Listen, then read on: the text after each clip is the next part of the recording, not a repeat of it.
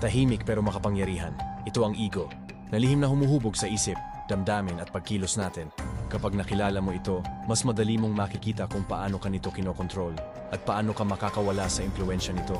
Heto ang 7 katangian ng ego na dapat mong maunawaan mula sa librong Master Your Emotions. Una, ang ego at ang identidad. Ang ego ay ang iyong self-identity na binuo ng isip mo. Mula sa pangalan, edad, relihiyon, trabaho, mga paniniwala, at sa experience mo mula sa pagmulat ng iyong kamalayan. Pangalawa, ang ego at emotion. Karamihan ng negatibong emosyon ay nagmumula sa ego. Pagkabigo kapag hindi natupad ang sariling kwento. Pagdepensa kapag kinuwestiyon ang paniniwala.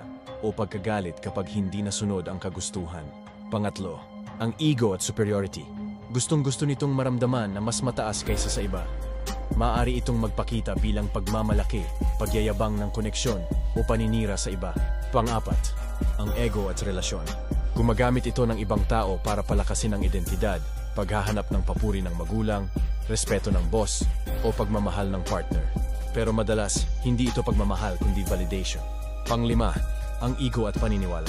Pinapalakas ng ego ang identidad sa pamamagitan ng paninindigan sa mga paniniwala. Dahil dito, nagiging mapusok ang tao kapag kinukwestiyon ang kanyang relihiyon, politika o pananaw.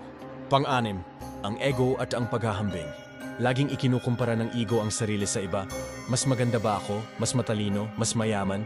At dahil dito, hindi ito natatahimik. Pang-7, ego at pagiging tama.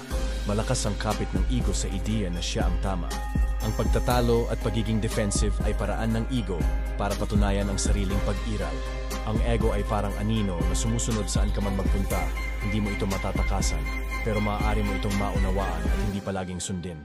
Kapag nakilala mo ang ego, mas nagiging malinaw kung alin ang tunay na ikaw at alin ang ilusyon lamang.